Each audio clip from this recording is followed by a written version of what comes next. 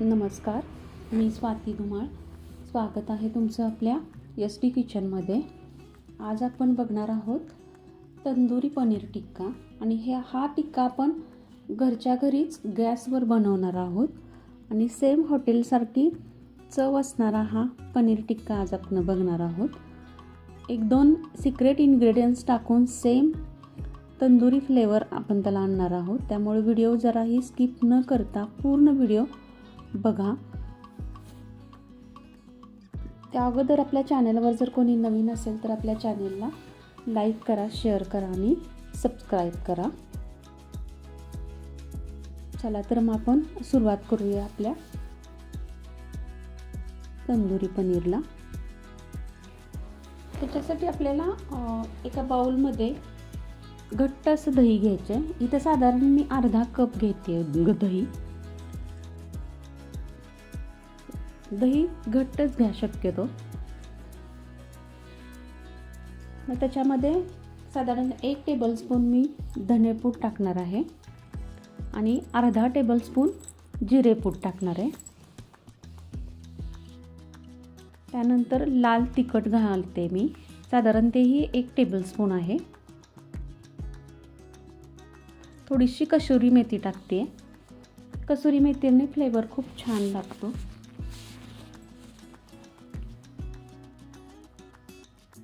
त्याच्यानंतर थोडंसं आलं लसणाची पेस्ट टाकते, साधारण 1 अर्धा टेबलस्पून. थोडासा चाट मसाला, साधारण 1 अर्धा टेबलस्पून. चाट मसाल्याने सुद्धा खूप छान टेस्ट लागते.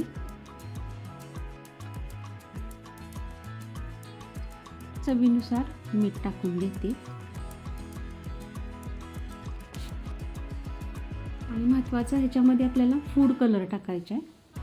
त्यामुळे आपल्या टिक्क्याला एक छानपैकी रंग येतो. ऑरेंज रेड कलर आहे हा फूड कलर. आणि सगळं आपण जे टाकलेलं आहे मिश्रण ते व्यवस्थित मिक्स करून घ्यायचं.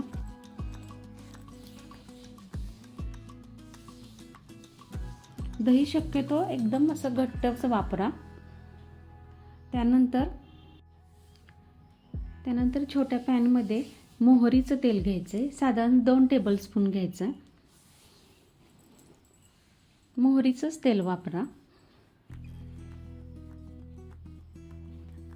त्याच्यामध्ये 1 अर्धा टेबलस्पून ओवा टाकून घ्यायचा आहे. हा आपला सिक्रेट इन्ग्रेडियंट्स आहे. आणि बेसन पीठ घ्यायचं आहे, तेही साधारण 1-1.5 टेबलस्पून घ्यायचं आहे.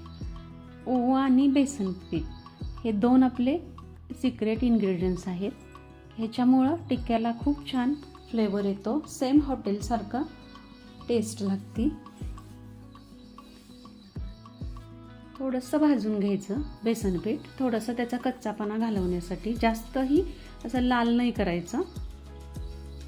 गॅस बंद करायचा आणि गरम तेलातच भाजून घ्यायचं. ओवा आणि बेसन पीठमुळे खूप सुंदर टेस्ट लागते.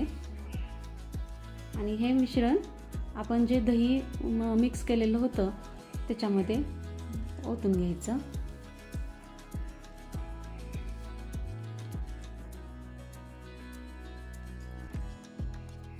व्यवस्थित सगळं मिक्स करून घ्यायचं.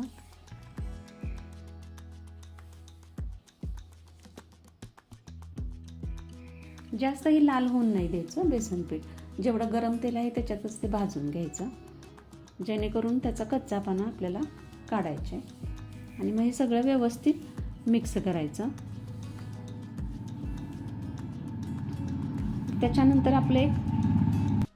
त्यानंतर काय करायचं, आपल्याला तंदुरी फ्लेवर येण्यासाठी या मिश्रणमध्ये छोट्या प्लेटमध्ये कोळसा गरम करून घ्यायचा. आणि थोडंसं त्या गरम कोळशावर तूप टाकून घ्यायचं. तुम्हाला तूप आवडत नसेल तर तेलही टाकलं तरी चालेल. आणि झाकण लावून ठेवायचं. साधारण 1 अर्धा मिनिटभर झाकण तसंच ठेवायचं, जेणेकरून कोळशाचा फ्लेवर आपल्या त्या मिश्रणाला लागला पाहिजे. 1 अर्ध्या मिनिटांनी झाकण काढायचं. कोळसा काढून घ्यायचा सगळ्या बाजूला. आणि त्या मिश्रणमध्ये साधारण मी इथं 200 ग्रॅम पनीरचे क्यूब करून घेतलेत. ढोबी मिरची घेतली साधारण चौकोनी कापून आणि कांद्याचे काप घेतलेत.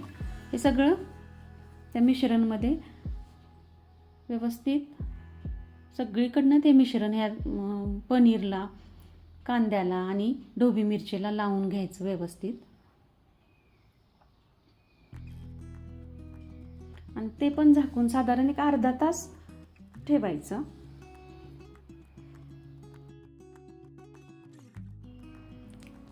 अर्ध्या तासानंतर अशा प्रकारे एक स्टिक मिळते, त्याच्यामध्ये लावून घ्यायचं.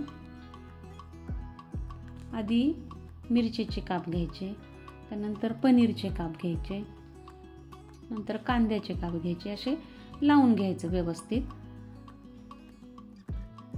अशा स्टिक तुम्हाला वुडनचे सुद्धा मिळतात, पण तुम्ही डायरेक्ट तसंच नाही लावायचं. त्या वुडनच्या स्टिकला पाण्यामध्ये त्या भिजत घालून नंतर त्या वापरायला घ्यायच्या. मी इथं स्टीलची घेतली आहे. तुम्हाला 2 प्रकारे मी भाजून दाखवते तंदूर. हे आधी आपण स्टिकला लावून ते भाजून घेणार आहोत. सगळं व्यवस्थित लावून घ्यायचं. आणि आपल्याकडे अशी पापड भाजायची जाळी असते की नाही, त्याच्यावर हे असं व्यवस्थित सगळ्या बाजूनी फिरवून भाजून घ्यायचं.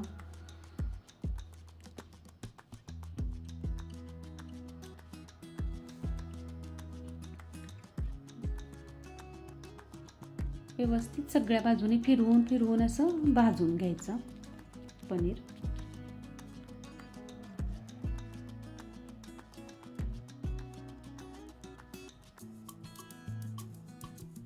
मी तर स्टीलचं स्टिक घेतले. तुम्ही वुडनची जर घेणार असाल तर ती डायरेक्ट न वापरता थोडी पाण्यात भिजवून मग त्याला वापरायला घ्या.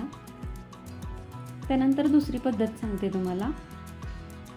निर्लेपचा एक तवा घ्यायचा, त्याच्यावर थोडंसं तेल टाकायचं आणि त्याच्यावर हे आपले पनीरचे काप, मिरचीचे, कांद्याचे काप असे टाकून घ्यायचे.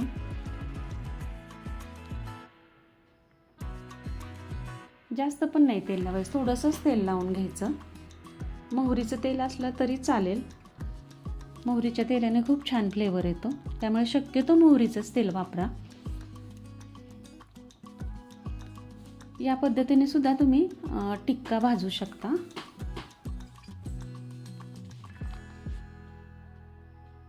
गॅस बारीकच ठेवायचा. सगळे व्यवस्थित तव्यावर टाकून भाजून घ्यायचे व्यवस्थित.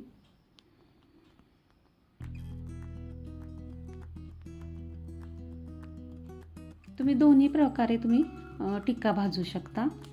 स्टिकमध्ये असं टाकून गॅसवर डायरेक्ट भाजू शकता. जाळीवर पापड भाजायची जी जाळी मिळते त्याच्यावर सुद्धा तुम्ही भाजू शकता, किंवा तुमच्याकडे जाळी नसेल, स्टिक नसेल तर तुम्ही ह्या पद्धतीने सुद्धा टिक्का भाजू शकता निर्लेपच्या तव्यामध्ये.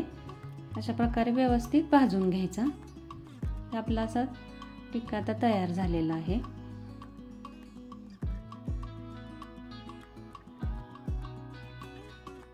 आणि हिरव्या चटणी बरोबर, पुदिन्याच्या हिरव्या चटणी बरोबर खायला द्यायचा, छान लागतो.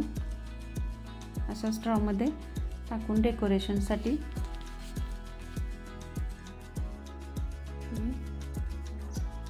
स्टिक घेऊन असे असेंबल करू शकता.